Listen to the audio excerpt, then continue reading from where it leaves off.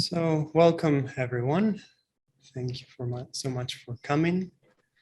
Welcome to this third installment of our monthly Q&A session with Jetsunma Tenzin Palmo. I am delighted to welcome Jetsunma on this third session, and to all those of you watching on Zoom, welcome, and those on Facebook, we welcome you as well, wherever in the world you are. It's lovely to have you all. So Jetsunma, thank you once again for facilitating this access to people to ask questions and, give a little bit of practice tips and clues about practicing in Dharma life. But before we actually get into the Q&A, I would like to talk a little bit about your newly released book, The Heroic Heart, where you talk about the 37 practices of the Bodhisattvas. So what can you tell us about this new book, Jetsunma, about the topic itself and the content? Well, of course, this is a very traditional book on Lojong, or mind training. And it is indeed a book which has had many various wonderful lamas commenting on it, including Degu Khyentse Rinpoche and others. So my little contribution is like a teaspoon compared with the ocean. But nonetheless, it's an easy read, which hopefully has real direction for our everyday life. I mean, the thing about the Lojong teachings is that they are not necessarily high philosophy or very, very profound Dzogchen teachings. They're just basically how to take the things which happen to us in our daily life and the kind of people we meet, the situations we come across, and the things, especially things which we don't like sickness, loss, difficult people, difficult situations, all those things which we regard as being an obstacle for our practice, an excuse not to practice, and recognizing that those are the practice. That's it. It's easy to be lovely when everybody's lovable. The challenge is to keep our equanimity and our good heart when people are really very, very difficult. And so these teachings on Lojong are timeless. It's not something which was very relevant in the 12th century, but in modern day life, they're pretty useless and irrelevant. On the contrary, never were they more needed than in the difficult times which we're all facing nowadays. Samsara carries on. And this is how to deal skillfully with living in samsara and transform samsara into a pure land. Not by outwardly changing anything, but by inwardly changing. Wonderful. Thank you, Jetsunma, for that beautiful summary and explanation of the contents of the book. So for those of you who want to acquire the book, it's out on all the major platforms in the 3 presentations, which is the paperback version, the ebook or Kindle version, as well as the audiobook. So it is out in the world now, so we rejoice in that. And definitely we also would like to thank all the people who, worked very hard along with Jetsunma for making this book happen.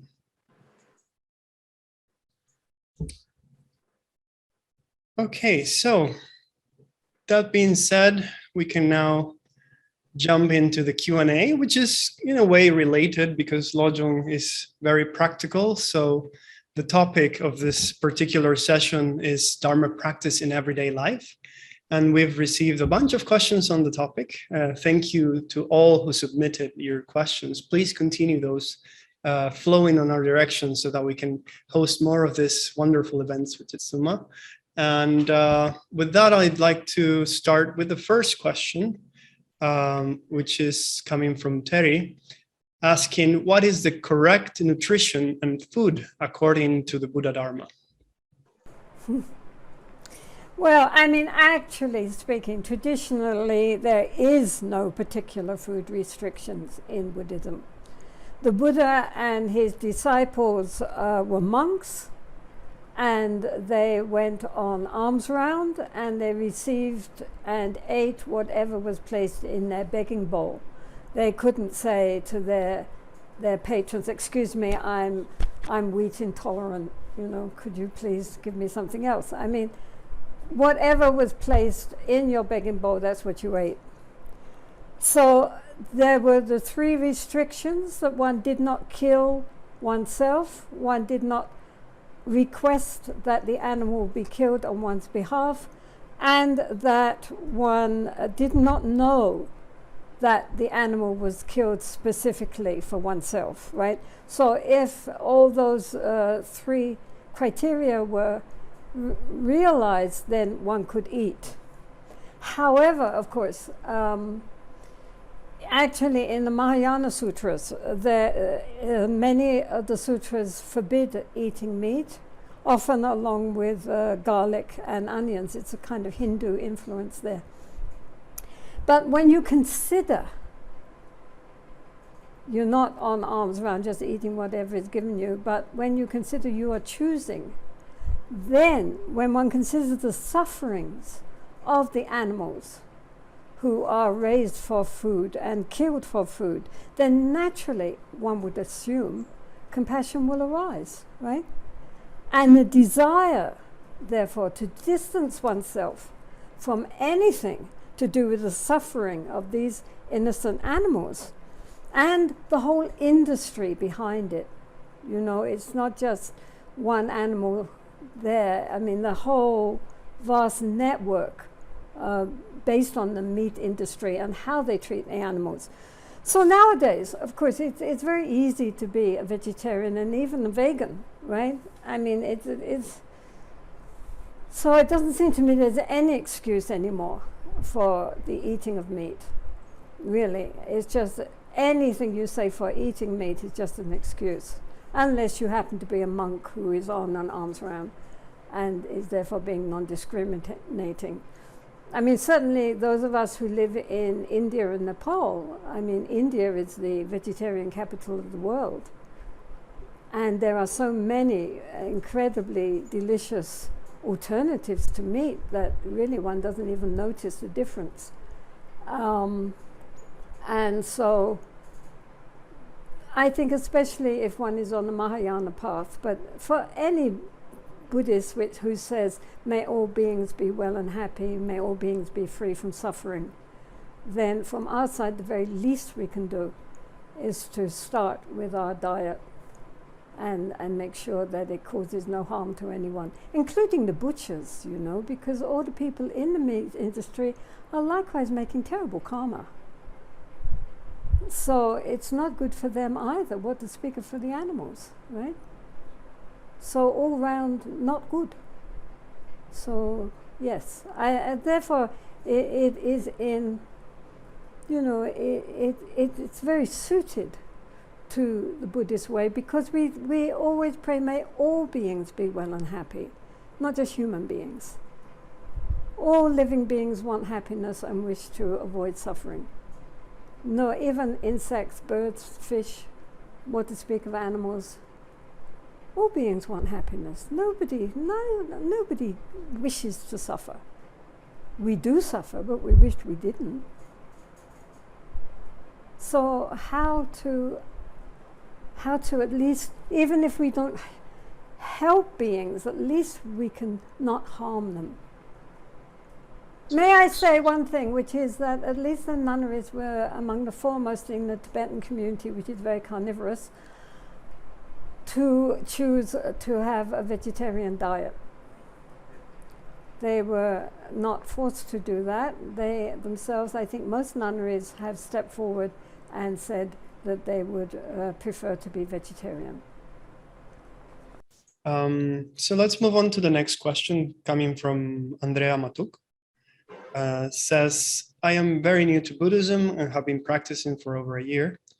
It happens that many times I see great improvements in my thoughts and attention during my day. However, at the same time, there are moments of big confusion and frustration. Those bad feelings are even stronger than when I did not practice Buddhism at all. Could you tell me if this is normal, or maybe I am making very bad progress? So be reassured, this really is perfectly normal. You know, when one tries to practice a lot, then it, you know, there's a lot of mud and it all gets stirred up, right? And so sometimes the lake seems nice and clear and quiet and calm, and then sometimes it seems even more turbid than usual. You know, this is perfectly natural. Just keep on practicing, don't give up, right? Just keep on practicing, allow these things to come, and have faith in the natural clarity of our consciousness. Under it all, everything is perfectly okay. It might not seem like that, especially when we're churned up, but actually the nature of water is clear. So the nature of our consciousness is natural luminous clarity. Be assured of that, right? So along with that, we should recognize that we are not our thoughts and feelings. This is what we normally identify with, and this is a lot of the cause of our problem. We think this is me. I am angry. I am this. I am that. But actually speaking, behind all that, something else very much more profound is going on. So don't worry, right? Let these thoughts and feelings arise, recognize them, and just let them pass. It's a good part of impermanence, is that things do pass. It's not always the same, right? And don't identify with it. Don't grasp at these thoughts and feelings as something more real, because they are just thoughts and feelings. They are just black clouds. They are not the sky. So it takes time to tame and purify the mind. We all imagine that, you know, once we got the basic techniques, it's just going to happen immediately, but it doesn't. Because we have very, very deep habit roots, which are very deep in our psyche. And it takes a lot of time and faith and effort to transform. But, as we always say, these are not the nature of the mind, right? These are habits which we have learned and are very deeply established, but they're not inherent to our true nature. So therefore they can be removed. You know, it might take time, but they can go, right? So, you know, the thing is that we are habituated to being out of control. And when this happens, we just flow with it. And this is the problem. It's like a wild horse. We're holding on to the reins, but the horse is galloping away the way it wants to go. We are not in control of the horse. And so what we need to do is to tame that horse and make it amenable to training, so that even though it keeps its energy, it doesn't just run out of control, taking us with it, right? So basically patience, perseverance. Every time we fall flat down, stand up again. Don't give up hope. And know that our essential nature is completely pure, is love, is compassion, is wisdom. We just have to recognize that and then stabilize that understanding of our true nature and stop identifying with everything which is not our true nature. So keep going. 1 year, that's nothing. Come on. You know, a few hundred lifetimes. Just keep going. Let's move on to the next one. From Thierry Shore. Says, traditional Tibetan society relies heavily on astrology for everyday life. Should we take on account auspicious or inauspicious days before engaging in any kind of practice? Should astrology inform our spiritual endeavor at a regular basis? Yes, right. Well, traditional societies everywhere, really, you know, in general rely on astrology, both in the West and in Asia, in Africa, wherever you go. However, honestly and truthfully, I don't think the Buddha carried an astrological chart around with him in his begging bowl. Nor did Milarepa have one secreted up in some chink in his caves. So we can manage without them, in other words, right? I mean, sometimes it's nice, right? It's nice to carry out a special function on a designated auspicious day, right? And to commemorate special days in the Buddhist calendar, such as Vesak and Hlabab Duchen and so forth, right? It's nice. Everybody comes together. They all, you know, do these special rituals and ceremonies on an auspicious time, and everybody feels joyful. I mean, this is good. No harm. But in general, if we are aware and if we do try to develop a loving heart, then every day is an auspicious day, right? I mean, if we're cultivating our loving kindness and we're really trying to bring the Dharma into our everyday life, then whatever comes to us, we can respond skillfully, and then that's auspicious, right? It doesn't all have to be on, you know, designated certain days. This day is a bad day, so the whole of the world is on that day going to have a bad day.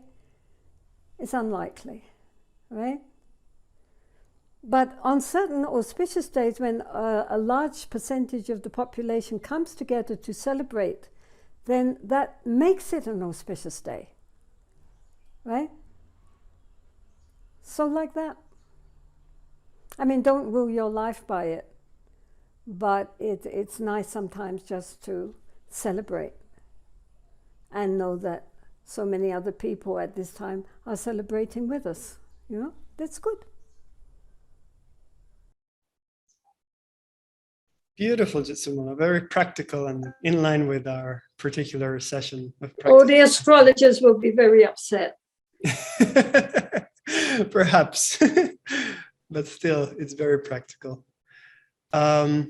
Okay, so from the same person, there's a follow-up question, not really related, but in very much in connection to our topic.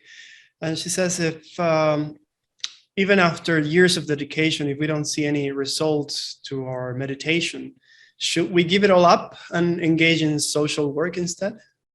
Well, when I read that question, I immediately thought of the well-known story of Asanga and Maitreya. So for those of you who don't know the story, I think it's very apposite here. So Asanga, who was a great scholar, of course, and one of the founders of the Chittamatra tradition, he was in a cave meditating away for 6 years. And on Maitreya Buddha, the coming Buddha, and he didn't get even so much as an auspicious dream. Nothing. So he gave up. He said, this is just a waste of time. So he gave up and he went out, and then he saw someone who had a big rock in front of his house, which was casting a shadow on the rock, on his house, because it's a big rock. So he was rubbing it away. And Sangha said, what are you doing? And he said, well, this rock is blocking the sun from my house, so I'm rubbing it away, so eventually it will come down and then the sun will get in. And so then Sangha thought, what a waste of time. Well, if he can spend so much energy on something so futile, what to speak of meditating on Maitreya?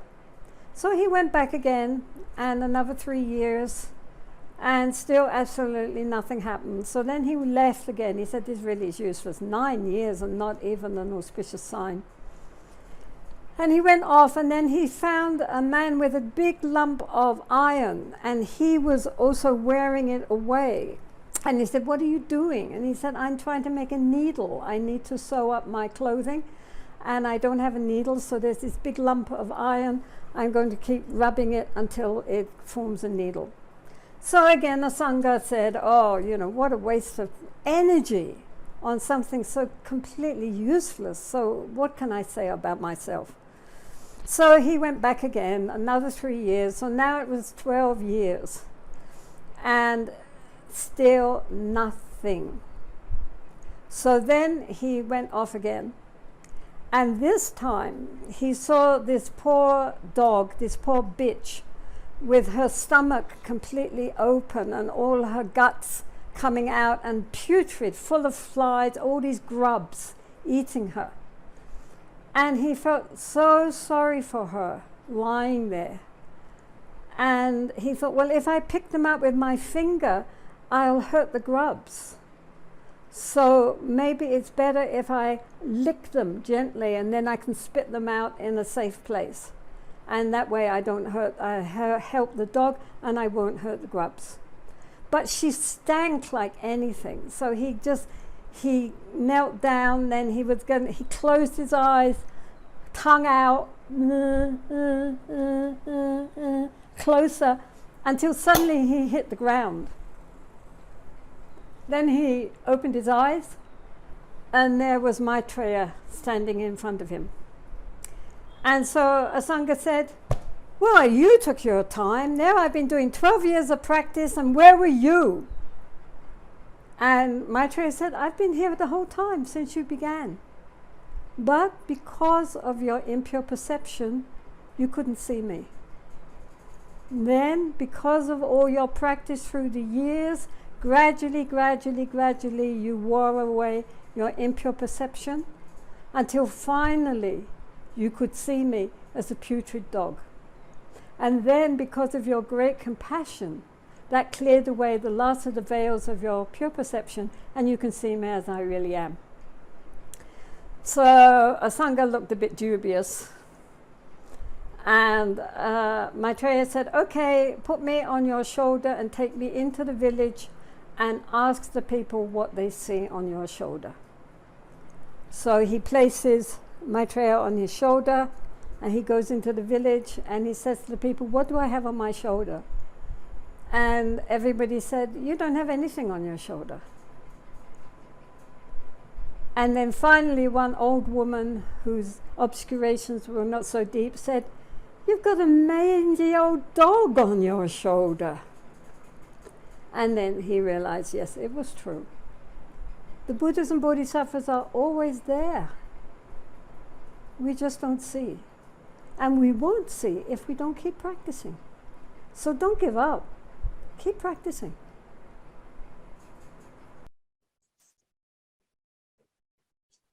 That is a definitely brilliant piece of advice, Jetsunma. Thank you for that. So the next question coming from Nishreen Muhammad. I mean, social service is also good. Oh. Nothing against social service, right? One can do both, perhaps, Jetsunma. And so do both.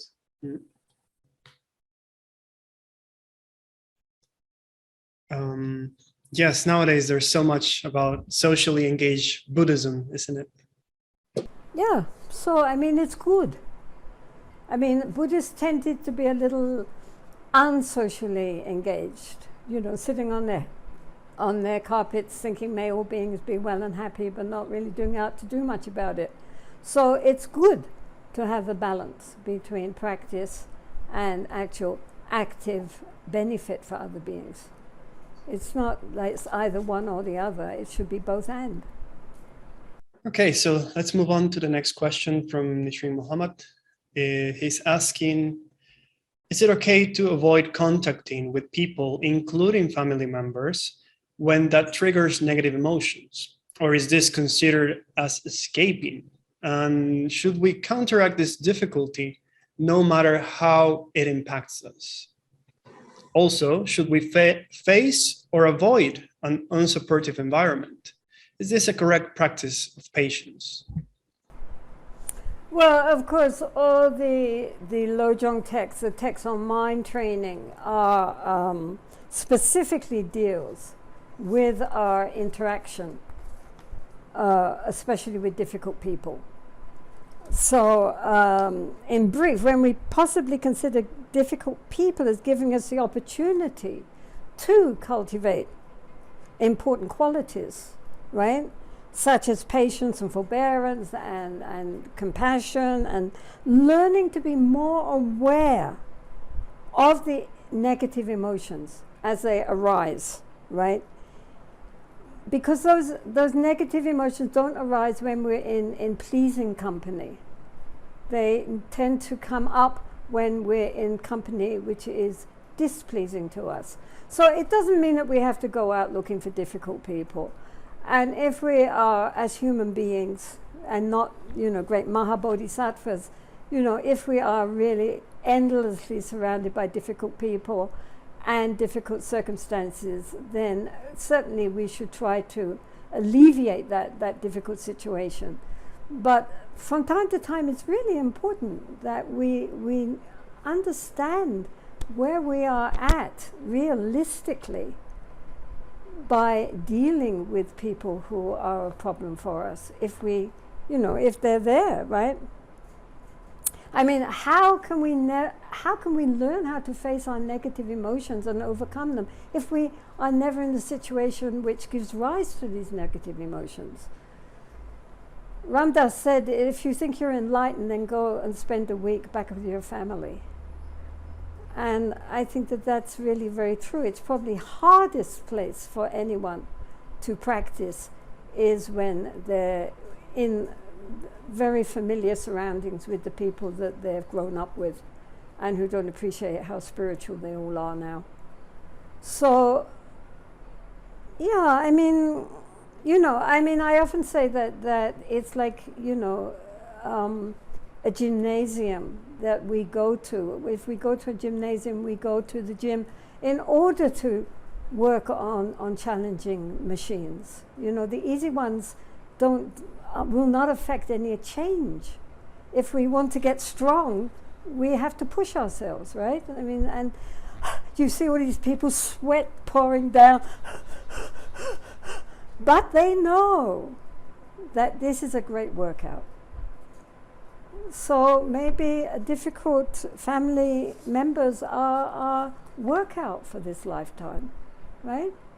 They're the ones who are going to really teach us most how to cultivate these qualities. And therefore we should be grateful. You're very difficult, thank you so much. But of course, we must use common sense, right? So if continually being with unsympathetic people in difficult circumstances begins to wear us down and we become very, very stressed, then we need to have a change, right? We need to find good friends and a conducive atmosphere in which to flourish. The Buddha always very much stressed the importance of good friends, good companionship. People who share our values, not necessarily Buddhists, anybody who has a good heart, who brings out the best in us just by their own example. That's also very, very important. It doesn't mean we always have to be with people who are, unless we're very strong, that we don't have to always be with people who are difficult. But at the same time, we shouldn't always avoid them either, because actually that's where we are really going to hone our spiritual muscles. So, yeah, don't be afraid of facing up to challenging situations. Very good reminder, just like any training, right? We need to be aware of where we are and then do what we can. Yeah, Buddhism always talks about practice. And this is what it all is. It's a practice. It's a life practice, right? And just as if we are learning any skill, sometimes we go right and sometimes it doesn't work. But we don't give up. We just keep going until finally it becomes effortless, because now we have become really proficient. But to get there takes a lot of work. And even the greatest musicians or painters or whoever still have to do it again and again and again to keep their skills honed. So, I mean, what to speak of our own inner transformation?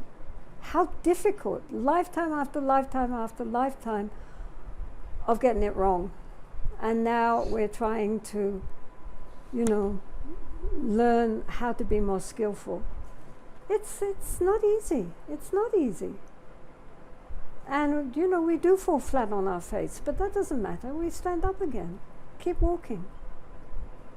The only tragedy is when we say, no, I can't do it, and give up. Then it's lost. So we can all do it, because that's our essential nature, so just keep going. So the next few questions are kind of in related topics, but we'll still go through them one by one. The fifth one coming from Carl Johnson Newham. I'll go straight to the question, which says, how do we slow down in our daily lives where everything is so busy? Well, yeah, I mean, that's the point, isn't it? Modern life is on the fast drive. The sad thing is it's not really more efficient just because of that. Everybody's running. So, I mean, it's like those rodents on a wheel, right? You're just endlessly scrambling until you fall off completely exhausted or dead. And you haven't gotten anywhere. Not really. So, this is why big organizations like Google and so forth sponsor mindfulness retreats for their employees, right? It's not for the sake of the liberation of those poor employees, but it's in order to keep them from burning out, right? To reduce their stress levels while they're still, on the wheel. So, really, we should think about this.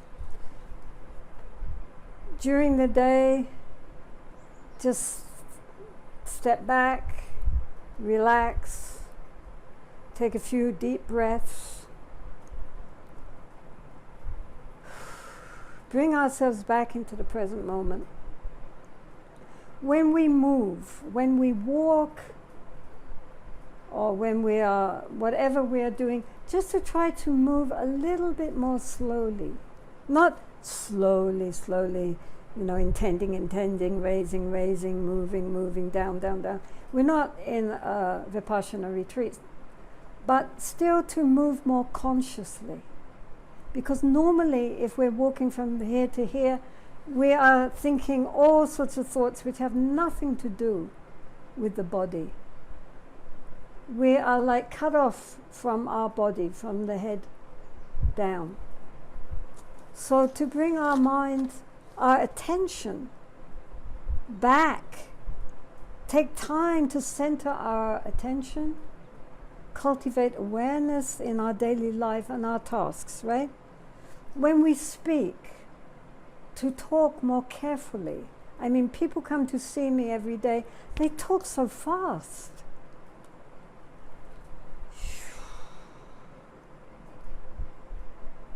Slowly, right?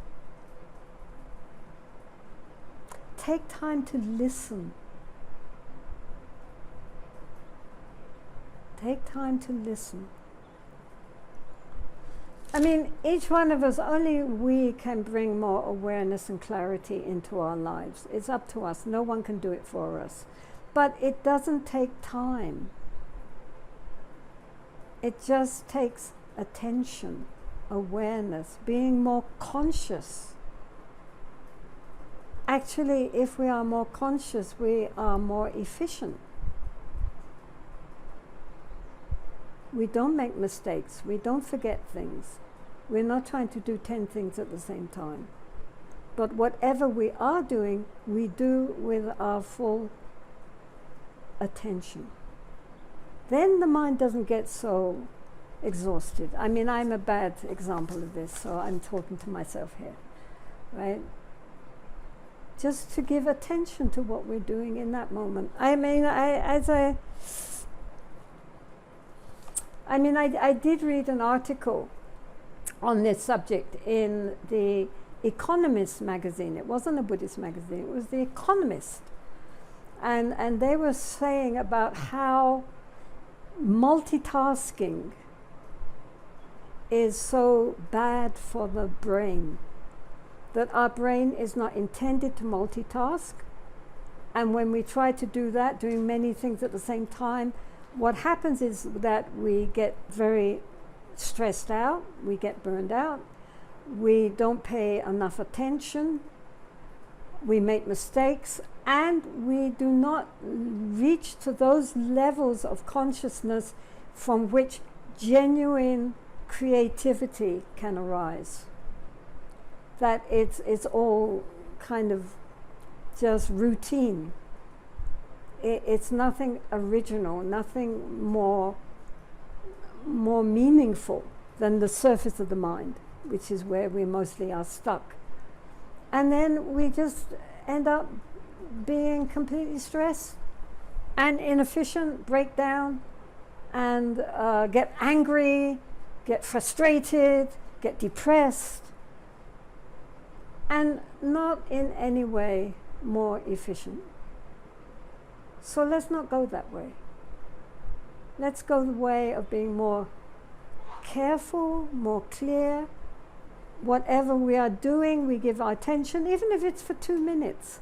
At least during that time, we are giving it our attention, not getting caught up endlessly in thoughts of the past or in fantasies about the future, not revolving around the present, just chatting away to ourselves like crazy, comparing, criticizing, and not seeing, just seeing the old stuff again, you know, which is what our brain churns out for us. Just learning how to be more clear, more aware, more present, whatever we're doing. And in this way, slowing down to give more time for us to be attentive and aware and clear. And actually, things get done just the same. Only at the end of it all, you feel that sense of spaciousness instead of feeling claustrophobic and exhausted. So this is again training, isn't it? You know, we have to train the mind. As the Buddha said, let the wise man tame his mind. A well-tamed mind brings happiness. So why not have a happy mind? Thank you so much, Jetsunma. Allow me to do a small, tiny follow-up on this one. It's not on the questions, but you mentioned, you know, being aware and attentive when we talk even. And one thing that I think you do have a lot of experience with is listening. So would you say, I'm sure that the answer is always also connected to being more aware and present, but any clues, any tips that you can give us in about being a good listener? Well, I mean, it's not just being a good listener, but also being a good speaker. There was a Jesuit priest, we were talking about Jesuits yesterday, a Jesuit priest called Anthony de Melo, who had obviously done a lot of Vipassana and mindfulness courses, and he brought this into his teachings. And one of the things he said, which was very, very nice, he's really very, seems like a really lovely person. He was very not in favor in the Catholic Church, but he said, when you speak, imagine yourself behind yourself listening, because normally we are not even conscious of what our voice sounds like. And when somebody plays a recording of our voice, most people don't recognize it as themselves. We don't even know what we sound like. So he said it's a very skillful thing to step back as if you were somebody else, listening to not just the words, but the tone of one's voice. You know, often when people are arguing, they say, but I only said, but it's not what you said, it's how you said it. And then again, in arguments, not listening to the other side, not opening to the other side, because you're too busy trying to put your point of view. And so to be skillful in speech, to be skillful, listen to yourself, what the words you say, the tone you use, and then how much space you give for the other person to speak, and how much we listen to what that other person is saying. The whole practice of skillful speech and skillful listening is in our social context really very, very important. Indeed. Once again, that shows us that it's good to be around people in order to practice these things, isn't it? Yes, good people. I mean, people who say the things we want to hear, people who say the things we don't want to hear, all of it. All of it. We take everything onto the path.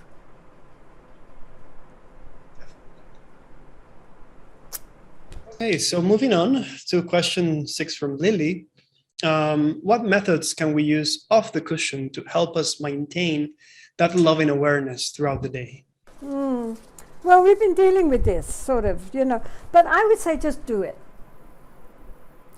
People are always wanting the right, perfect technique that somehow or other is going to solve all our problems, but there is no perfect technique. There is being aware or not being aware, being distracted. As Mingyur Rinpoche says, either we're lost or we're not lost, right? And that's the point.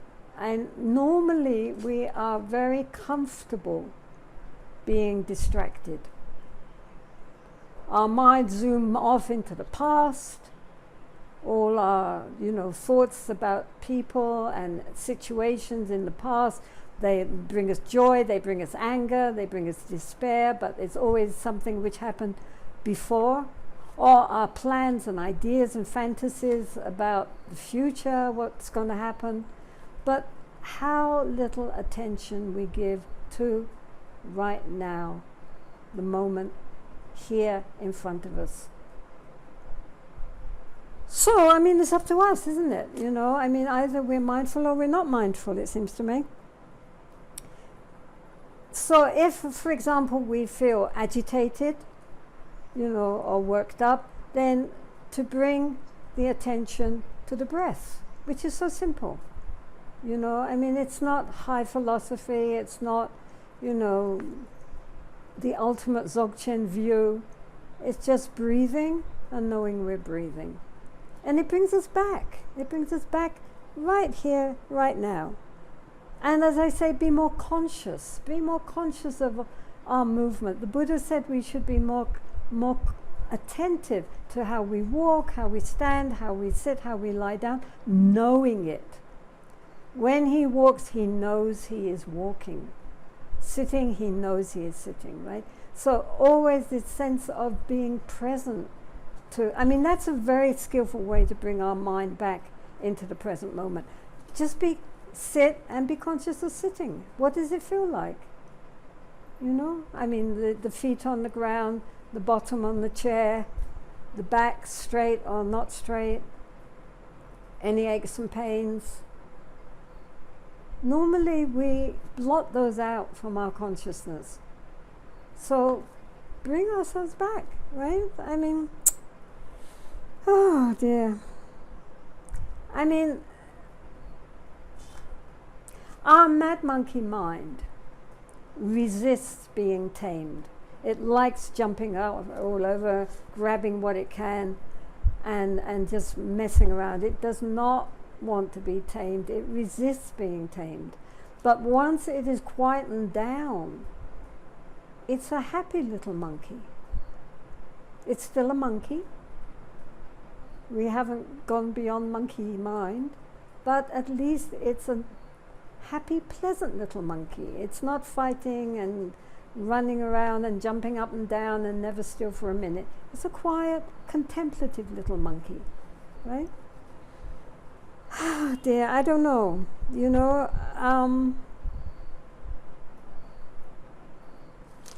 know, we just have to make the determination that we are going to really try to be more conscious, more aware, more mindful. As much as we can remember, we will bring our mind back to the present moment. Then we go off, we bring it back, and then we go off, we bring it back. Another thing we could do, for those so inclined, is to recite a mantra. Om Mani Padme Hum is very useful because it's very small, it's short, and it's very easy to say. And it is, of course, the mantra of the Bodhisattva of compassion.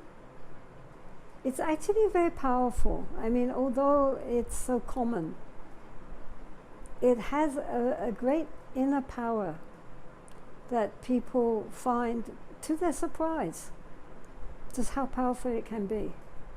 So especially if we're feeling very agitated or very, very anxious or very upset for whatever reason, just inside our mind and then gradually inside our heart, to just be reciting silently, Om Mani Padme Hum, Om Mani Padme Hum, Om Mani Padme Hum, Om Mani Padme Hum.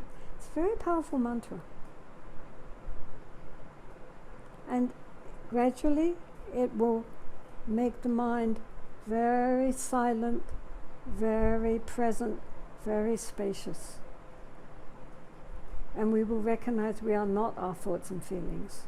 Thoughts and feelings arise, but they are not me, they are not mine. Because the center of it all is Om Mani Padme Hum, or whichever mantra you prefer. Om Mani Padme Hum is good because it's short. And it is very powerful, because compassion is very powerful. We should not dismiss that as not important. But each one of us has to take they have to take that determination within ourselves, that we've given up on this nonsense. Our mind is out of control, it's a stupid monkey, it's not bright. And we are going to become the masters of our mind, not the slaves of our mind anymore. It's enough. We've had enough now. All this distraction. Let's work with a kindly heart at becoming the lords of our own heart instead of the slaves.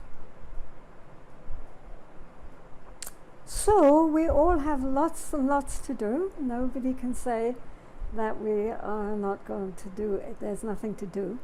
On one level there is nothing to do, but on the other hand, if you don't do anything, nothing's going to happen. The transformation is within.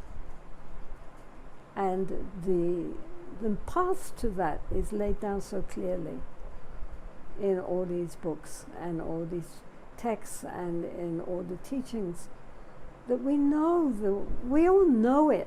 This is the problem. We all know it. The problem is we don't really do it.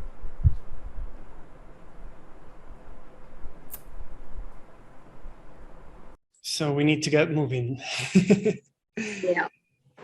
The next question, Jetsunma, is very similar to the previous one. If there's anything you'd like to add, it comes from Halvor Volden, and it says, do you got any tips on how to integrate a more intensive meditation practice in combination between awareness in the daily life, small interactions, meetings, and more traditional meditation?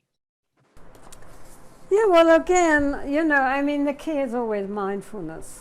What can you say?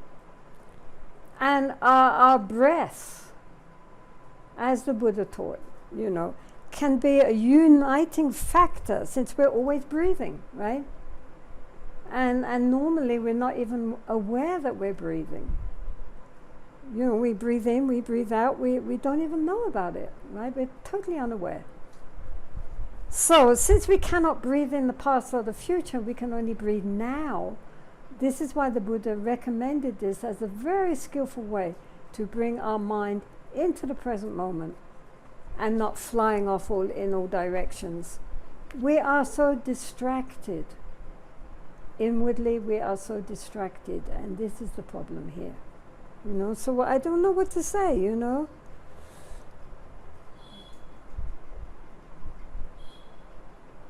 You know, we need to develop this sense of inner space and awareness. This is so that we recognize that we have thoughts, we have emotions, but we are not the thoughts and emotions. This is so important to understand. And I mean, you know, so after learning how to be conscious of the breath and developing our ability to be aware, then we turn that awareness back on the thoughts themselves, allowing the thoughts to flow. And the fact that we can be conscious of the thoughts shows we are not the thoughts, otherwise we couldn't be conscious. I mean, neuroscience nowadays is getting very exciting in that it's exploring the nature of consciousness. Before, it avoided consciousness. You say anything about consciousness to a neuroscientist and they would jump and say, that's the elephant in the living room. We don't talk about consciousness. Now they are investigating consciousness. So exciting, because they have recognized it is not the brain. It is not created by the brain. The brain is more likely created by consciousness. That all living beings on this planet and throughout the universe share consciousness, and that the ultimate nature of consciousness is, I mean, this is from a neuroscientist, I couldn't believe it. The natural nature of the consciousness is immortal, is deathless. I mean, extraordinary. And so that's what we have to recognize, is our consciousness, and not be so bedazzled by the fabrication of the brain. The brain is very useful, we need it, we've got to live, but it is not our true nature. And the only way we can discover our true nature is by observing the mind, and coming more and more into contact with the depths of our own consciousness, the pure consciousness. So, I mean, that's very exciting, really. I mean, I think that, you know, that's what meditation is about, of course. It's not about making us, you know, it's not even about making us feel happy. It's about recognizing the nature of our consciousness. So up next, again, very connected question, saying, how can I remember my vows from the morning practice of meditation during my work hours? Well, carry on with that question. Okay. She goes on. Yeah, I work in a place very challenging. Everybody complains of others, create interpretations of their own, of a given fact, gossip. And when I realize that I'm also doing the same, I feel sad and reprimand myself for forgetting to pause, breathe, and practice loving kindness. So, I mean, you know, this is all revolving around the same thing, you know. I mean, really and truly, the only answer is to become more aware. Right? So, during your formal practice, where you sit and we are cultivating the ability to become more aware, then we take that state of mind, that more clear consciousness into our daily life, right? I mean, otherwise there's no point, right? And then we can cultivate compassion and empathy, you know, these people, for the colleagues, you know, your colleagues, instead of just, you know, if your colleagues are filled with negative feelings, then the important point is not to, plug into that negative energy, but to recognize how sad, right? Don't join them. Don't join them. Think of something positive to contribute, and thereby maybe change the atmosphere, right? If the atmosphere is poison, don't add more poison, and offer up an antidote. So it's up to us to cultivate more awareness and more kindness, right? I mean, that's the practice. No one can do it for us. We have to become more conscious, more aware, and open our heart to become more kind. There's no, nobody who can give that to us. We have to bring this up from within ourselves. We are all habituated to negative thinking, right? Negative thinking, negative speech, negative actions. And really only our awareness and our determination can cut through this. Otherwise it just carries on and on and on. So, back to neuroscience, all those pathways in the brain, those neural pathways, we have to create new neural pathways. And where better opportunity than in a situation which is asking you to go the usual old way, right? And then we can say, no, I'm not going that way. I can see this just makes these people unhappy and negative and angry. I've done that one. It doesn't work. Let's go a different way now. We're going to tread a different path. So bring in something cheerful, positive. I mean, you don't have to be Pollyanna, but it doesn't hurt to, say something which maybe makes people laugh, or something in the news which was actually something good, and opens the heart. We don't have to contribute to negativity. That's our choice, and it's a bad choice. And I'm sure that if any of us, try to be friendly and kind and just, change the energy, gradually people will really come to appreciate that. And we can find that the energy in the office does begin to shift. After all, we're all human beings, right? And everybody wants happiness. And nobody really wants to be miserable and grumpy and negative. So why do we allow ourselves to be like that? It doesn't bring us any satisfaction and makes us difficult for other people. So your colleagues and your workplace is a wonderful, wonderful opportunity for practice, right? And even if nothing does change, you've changed, because you're no longer feeding into that negativity. The next question, I feel that you've mostly answered, but if there's anything that you want to add from, I'm going to butcher this last name, sorry, Philip von Drugenbrock. What kind of practices can we do when we're going through day-to-day life and are not sitting in formal meditation on the cushion? If there's anything you'd like to add to that, Jetsunma? Well, I mean, he says when we are at work, when we're walking, on the bus, talking and cooking and so forth. I mean, that's the whole thing, isn't it? Again and again. Please be more mindful, more aware, more present, and more kind. If we could just learn to be more conscious and more kind, this would be a totally different planet. Really, I mean, what can one say, I think that's just recognize that every single being we meet wants happiness, wants a sense of well-being, and does not want to be unhappy and suffer. Nobody, not just human beings, but animals, birds, fish, insects, flies,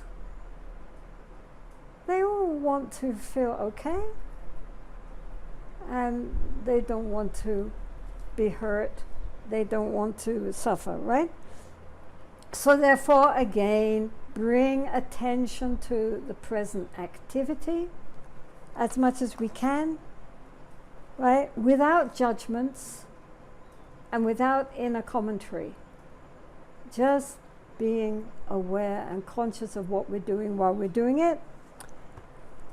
And, or, I mean, if you're into Tantra, then you can see yourself as the deity, right? You can see yourself as Chenrezig or Tara or Hayagriva or Yamantaka, whoever you feel like. Visualize yourself, because in the tantric practice, of course, you having dissolved the deity, then you appear again as the deity, and not just oneself, but all the other beings too. It's not that one is Tara and everyone else is just a, grubby old sentient being. All beings are Tara. All beings are Chenrezig. We recognize their innate Buddha nature. We recognize our own innate Buddha nature. This is called having the pride of the deity. Then all sounds that we hear are mantra, and all thoughts which arise in the mind are just a play of the deity's wisdom. If you're into Tantra, that's how you practice. Right? It's not just a matter of how many mantras you've recited. It's a matter of that sense of inner dignity of the deity. Right? So then he continues with one question that perhaps a lot of people who live in the cities and are trying to meditate can relate to, which is, what do you do if you live in a very busy and noisy environment and it is distracting during formal meditation? I would say, you could, if you're in a very noisy atmosphere and, then you can meditate on sound. You can make the sound itself the meditation, right? When we are meditating on sound, you're not seeing noise as an obstacle, right? But as the focal point of our awareness. So then in that case, we don't judge it as being nice or nasty. We don't try to even identify it, right? We don't apply labels to it. We just know it with a sense of inner relaxed clarity. Just sit there and allow the sound to manifest and depart. And that sense of flow. And then the sound is not a problem. We don't get caught up in the sound, right? We just see sound as sound.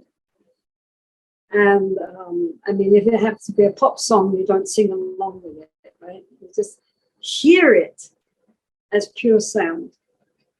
And then that becomes it can become a very profound meditation, actually. And it's no longer regarded as an obstacle to our practice. It becomes the practice. So again, that's a matter of taking everything onto the path, not rejecting anything or thinking that we can only practice in certain ideal circumstances, and otherwise those things are an obstacle to our practice. It's, again, a skillful way of opening up to what is, rather than trying to make what I think should be. From Barbara Weinstein, is it possible to go deep in meditation? I get scared that I will get stuck there. Time disappears. Yeah, so she's talking about the fear of going too deep. So in general, honestly, it's not possible to go too deep into meditation, right? We always re-emerge, so don't worry. We have to allow ourselves We have to allow ourselves to enter into deeper levels of consciousness which are beyond thought. It's only the ego that is afraid, because these states are beyond the ego. So in those deeper states, there is no fear. But before you enter them and relax into the deeper states, the ego is screaming, because to the ego, this is death. But it's in fact the entry into a much deeper level of consciousness. So don't worry, it's a good thing.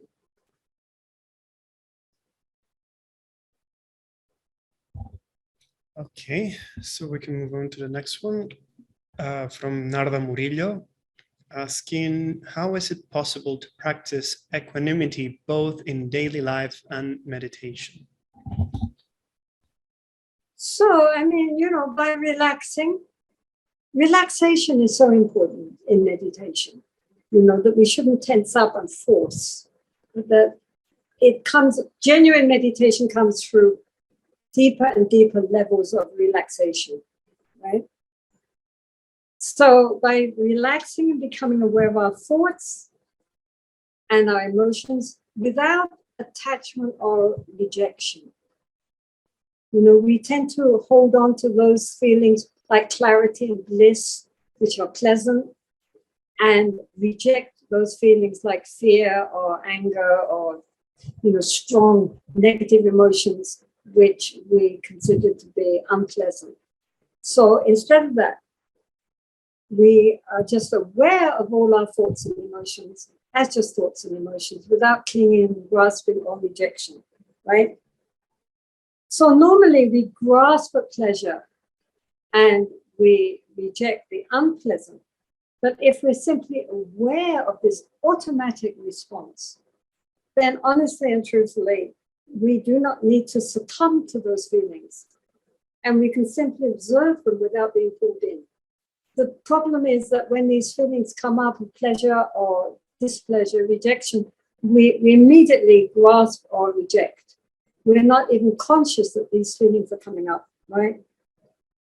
So it's sort of like, if you think of the mind like an ocean, then normally we are all on the surface of the ocean. We're all with the waves. The waves go up, the waves go down. So sometimes we're up, sometimes we're down, up, down, up, down, up, down.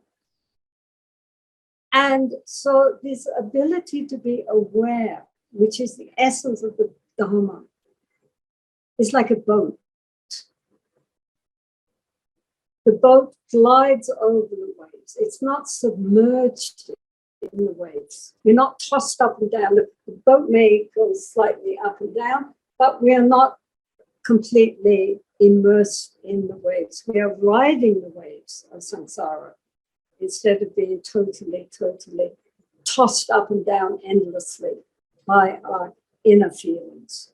So that's how we attain to equanimity, by becoming more conscious, more aware, and especially of our initial responses to the stimuli through the senses, what we see, taste, touch, and smell, and think.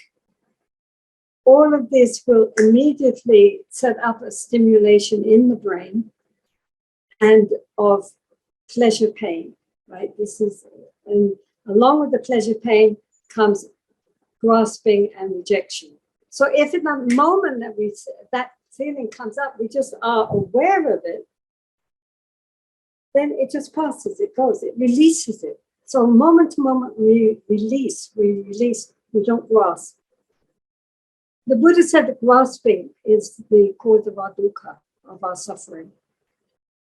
And basically that's what he meant, that we grasp at all the stimuli which comes in through our senses, and we don't just observe and let them go. Release them instead of grasping. So in that way, wherever we are, whether we're on our cushion or whether we're in daily life, there is this inner equanimity in the mind, this open, spacious clarity in the mind. Yeah. And the reason why we sit is in order to get practice in recognizing that. Because it's easier when you're just sitting and not got too much external stimulation.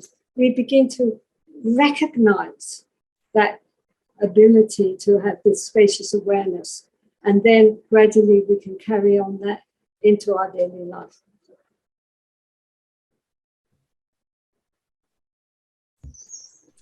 Thank you, Jetsunma. So the two following questions came from two different people, but are very much interrelated. So if you don't mind, I will read them the two together.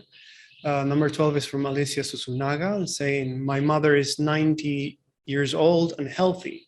My sister and I assist her and organize everything and visit her 3 or 4 times a week. While having many comforts, she's so negative and always saying that it's not good what we do for her, and she scolds us and the person that takes care of her. Do we have to be sweet to my mother, which is so difficult while receiving such bad treatment from her? And then question number 13, very much interrelated, from Miriam Lopez, saying, how can I help my mom who has very negative thoughts? She's 87 and spends her days complaining about not being as capable and as strong and as healthy as before, and has lost the joy for life.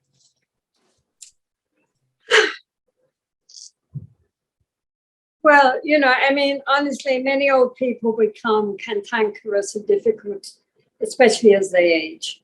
They're frustrated by their increasing old age and perhaps a fear of the approach of death, which they might be sublimating, right? I mean, even if they're healthy, right? A lifetime of resentments comes to the surface, and probably, you know, really, I don't know. I think from their side, maybe there's not much you can do. I mean, you know, by the time you're 90, if you haven't learned how to deal with life's frustrations, you know, maybe it's not going to happen. It might happen, you can never tell. I mean, you can always learn. But probably there's not too much to be done from their side to make them feel grateful, to make them appreciate what they have, and to lighten their life from within, since outwardly they have as much as they could possibly expect. So therefore, what we have to do is, I mean, you know, of course we have to develop a sense of sympathy, right? You know, they are not happy beings, and I'm sorry for that. That's my mother. I wish she could be well and happy. She's not well and happy. But I think also we need a sense of humor. Because if we take it all too seriously and we take her discontent into our heart, then that will make it something very difficult for us. We will also not enjoy being with our mother. We will resent the fact that she is not more appreciative of what we're doing for her. And then we feel guilty because we're not nicer in our heart towards our mothers, etc. So I think really we need to lighten up a bit and recognize this is really a completely ridiculous situation. Not to take their complaints to heart, because you're doing the best you can, right? You're doing your best. And their lack of appreciation is hard, but we have to accept that's the way they are. And just stay within ourselves, inwardly cheerful, and pray for their well-being. I mean, this is a sad situation, but it's very common. And some old people grow more and more loving as they get older, and more appreciative, and really very, very sweet. And some just don't.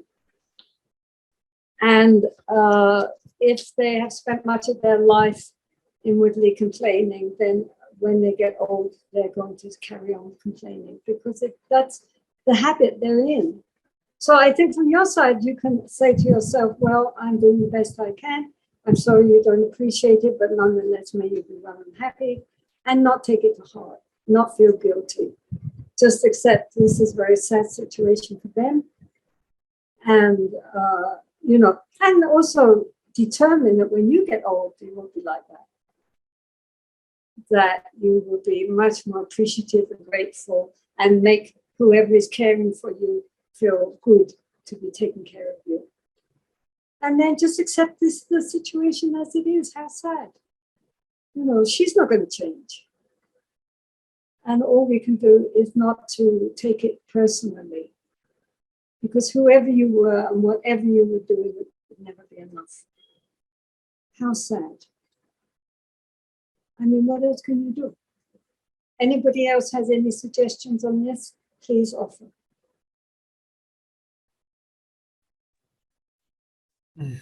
Yeah, tricky indeed. It is tricky, and we have to recognize that others are not going to change.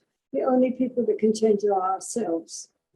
And to note that, her attitude is what's causing her suffering and not the outer circumstances. So once we get caught in that kind of attitude, no matter what we have, we will be dissatisfied. How sad.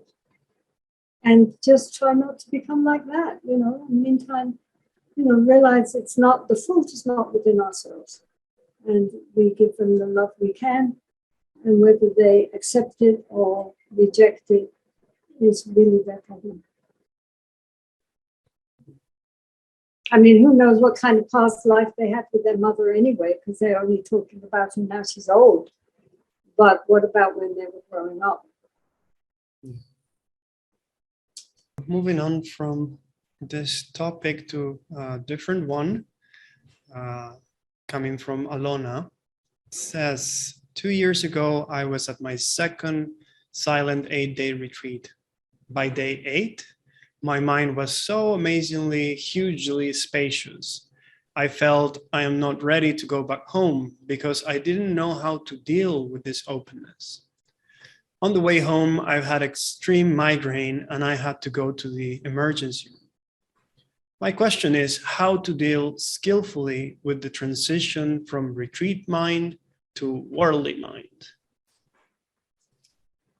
Okay, so usually if possible, but of course if you're in a group retreat, it might not be possible. But if you're doing your own retreat, then it's skillful to start a retreat slowly,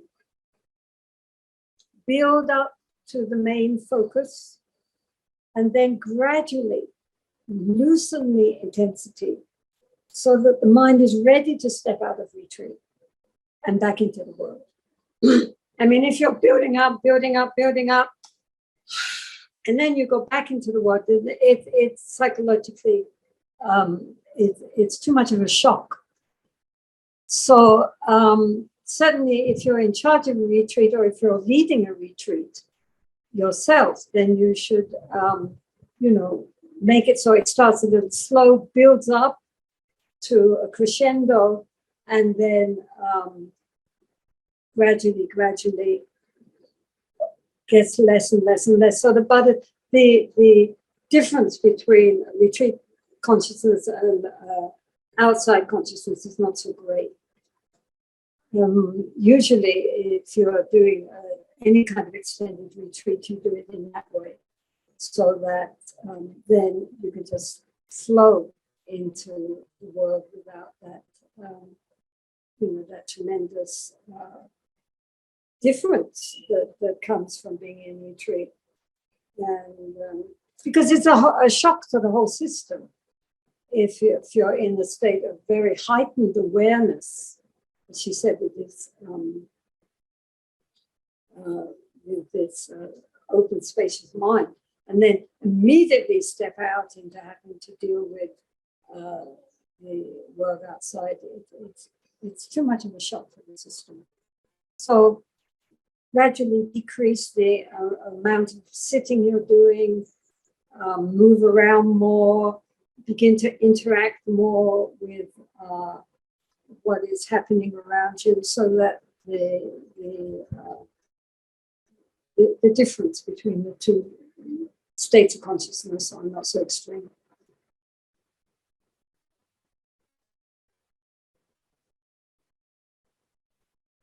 Our nuns are all about to finish their 2-month retreat on Sunday morning, well, Saturday basically.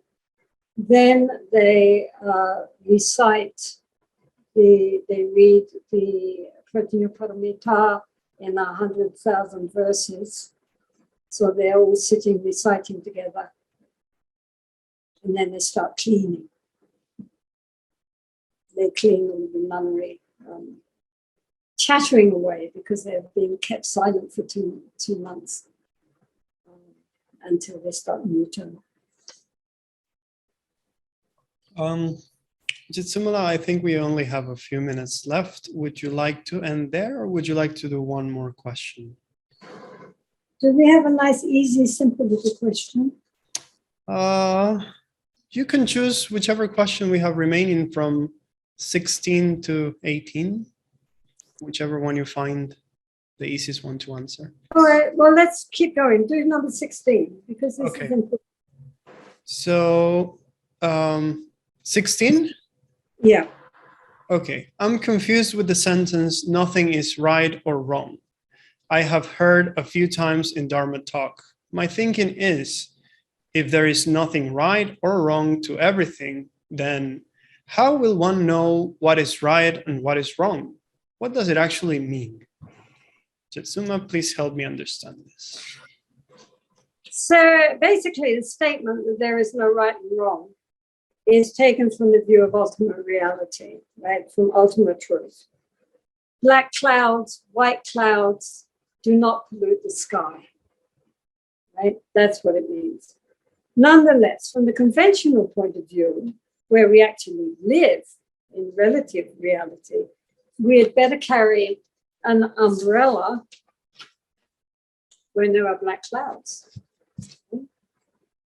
Since we are still in our dualistic ego consciousness, it's important to distinguish right actions from wrong. Our karma depends on our intentions, right? Good or bad. Any actions based on anger, greed, ignorance, jealousy, and so forth will plant poisonous karmic seeds, which we will reap as ill fortune in the future. This is the basis of all Buddhist ethics. I mean, if we are completely without an ego, then we can do what we like. But if we really are without an ego, then we would never ever do anything which could cause any harm to others. So then our actions naturally would be right. We don't have to think, is this the right thing to do or the wrong thing to do? Spontaneously, we would act in a way which would be of benefit to others. Other people would see that skillful, but from our point of egoless, non-dualistic consciousness, it would just be the natural thing to do. So in that case, there would be no sense of good and bad, right and wrong. But nonetheless, our actions would never cause any harm to any being consciously. So in the meantime, while we're all stuck in our little egos or big egos or whatever, but their egos are there, then we have to be careful. Because if we follow the ego can lead us down very, very misleading paths and create a lot of suffering for ourselves, a lot of suffering for others. So for now, there is right, there is wrong. And right is to do that which does not create any harm for others and brings joy to others. And wrong is anything which causes harm and makes others feel miserable in body, speech, or mind. But from an ultimate point of view, as I say, yes, if we look at the vastness of space, where is right, where is wrong? I think that's a great contemplation to have as a closing remark. So I think we've come to time now, and on behalf of everyone here present, and on behalf of everyone listening on Facebook and all the other platforms, I would like to really thank you, Jetsunma, for taking the time, being so generous with us to share this wonderful question and answer sessions. And to all the audience, I would like to say that whoever would like to make any donations or any offerings to Jetsunma Tenzin Palmo and her activities, I will post a link here in the chat for those on Zoom, and those on Facebook, I will also post a link on the Facebook page. Also, again, a quick reminder about the heroic heart, which you can get in any format suitable for you. And yeah, thank you all for participating, for sending in questions. Please continue to do so. Please continue to gather with us. It's so nice to see people from all over and in different time zones, in different places, but all gathering together for the Dharma. So Jetsunma, if we can all request you to give a little dedication of any merit that we've created in this session and any positive potential, so that is more beneficial. Well, basically, I think we can all rejoice together that people are really asking themselves and others, how can I use my daily life to be of most benefit for myself and for others? And this is a very important question which we all need to ask ourselves. How to use our daily life as our spiritual practice, right? And how to transform and use this life right now while we still got it for inner transformation. You know, outwardly it might stay the same. Inwardly we can change. This is the good thing that Buddha talked about, impermanence and change. It's not necessarily a negative thing. It's a good thing, right? We can change. And so may the world also learn, you know, to grow up, because emotionally we're still like little children. You know, you see 2-year-olds, they get what they want, they're all happy smiles. They don't get what they want and they throw a tantrum. And we're so often like that. Outwardly, we might appear very mature. Inwardly, we're still like naughty little children, totally out of control. So we need to learn how to use our lifetime skillfully to transform our hearts, to transform our minds. And where we need to be so grateful to the Buddha is that he showed a path. He didn't just say be good. He showed us how. He gave techniques, which if we use them, can really transform. And so we should be deeply, deeply grateful, because there are so many different approaches, so many different techniques, so many different ways of looking at our heart and transforming it into something beautiful, which is its true nature. So really, may all beings be well and happy. And thank you very much, all of you. Lovely to see you all. And take care. Thank you so much, Jetsunma. Until next time, everyone.